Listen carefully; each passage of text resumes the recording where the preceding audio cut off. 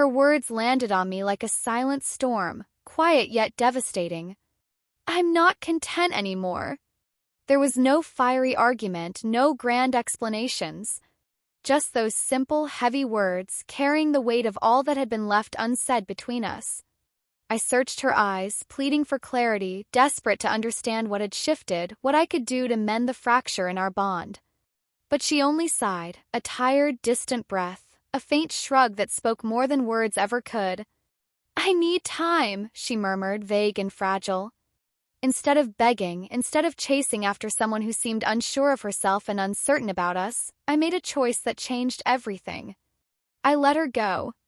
When she realized I wouldn't plead, wouldn't fight to keep her, she rushed back. But by then, the door had already closed. We had traversed years together, through peaks of joy and valleys of hardship.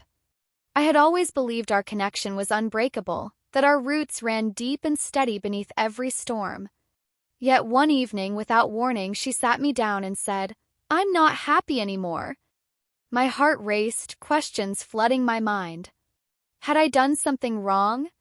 Was it pressure from outside forces or something I couldn't see? She looked away, distant, uncertain. "I'm not sure," she whispered. "I just feel different." A cold wave of dread washed over me. I poured every ounce of myself into winning her back. Romantic dinners, undivided attention, gestures to remind her of the life we had built. But no matter how hard I tried, she drifted farther away, her distance growing like an unbridgeable gulf. Eventually, I stopped. I stopped chasing someone who didn't seem sure what she wanted from me. That decision flipped the script. I ceased checking on her, stopped bending over backward to make her feel cherished. I refused to wait in the shadows, hoping she'd decide my worth. That's when everything changed. Suddenly, she was the one reaching out, sending unexpected messages, asking where I was, showing interest in my day. She who had once dismissed me now grew irritated if I wasn't home when she expected. One night, she appeared in the doorway, tentative steps and a voice edged with accusation. "You've been so withdrawn." I looked up from my book, calm and steady. "I'm just giving you the space you asked for." For the first time, I saw a flicker of unease in her eyes.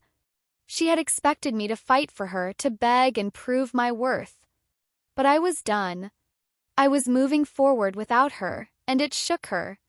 First, she tried to convince herself it was just a phase, that I was upset and would return. But as days became weeks, her certainty faded. She sought more time with me, questioned whether I still cared, dredged up memories she'd once dismissed as meaningless. One evening, she sat beside me on the sofa, hands nervously twisting in her lap.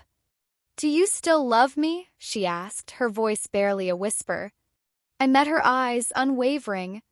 "Why does that matter now?" I asked softly. She blinked, caught off guard.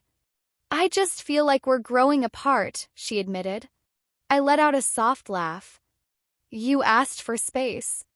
I'm just respecting it." In that moment, I saw it, the raw, undeniable regret welling up in her eyes. She had assumed I'd cling to her, hold on no matter what. But I had let go. And now she was the one scrambling to hold on. But something was off. Her desperation wasn't just about missing me, it hid something deeper. Then, one night, the truth spilled out. She left her phone on the table, stepping away to get a drink. It wasn't locked. A notification lit up the screen, a message that wasn't meant for me. "I miss you. When can we meet again?" My chest tightened, but I stayed composed. Pieces fell into place. She hadn't wanted space to think things through. She'd wanted freedom to pursue someone else while keeping me as her safety net. Now that I was no longer waiting in the shadows, her carefully constructed world began to unravel. I didn't confront her that night. I didn't demand answers or explanations. It didn't matter anymore. Instead, I did something far more unsettling. I stayed calm. I turned inward, channeling my energy into myself. I stopped trying to salvage what she had already broken. She felt the shift. One evening, as I prepared to leave, she stood in the doorway, eyes searching, voice unsteady. Where are you going? Out, I said simply, pulling on my coat. She swallowed hard. With who? I smirked faintly. Why does it matter to you? Her face fell. I don't want us to fall apart, she said, voice trembling. I shook my head, cool but firm. We didn't fall apart. You stepped away. Now I'm doing the same. Her breath hitched. She reached out, desperation flashing in her eyes. Please, she whispered. I don't want to lose you. I looked at her, steady and unyielding, and spoke the words that shattered her completely. You already have.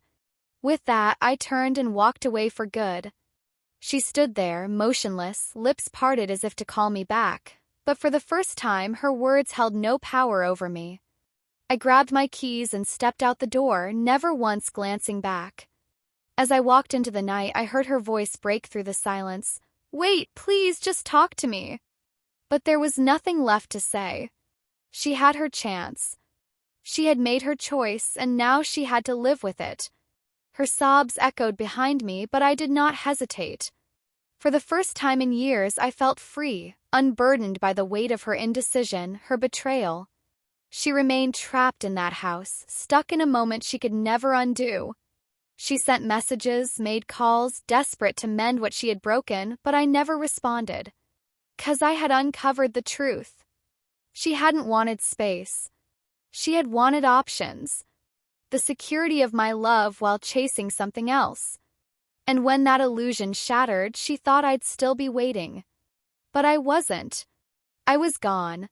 For the rest of her days, she would carry the weight of that reality. She lost me. And there was no going back. To anyone reading this, here is the lesson. When someone asks for space, grant it. And when they realize what they've lost, let them face the regret they have sown.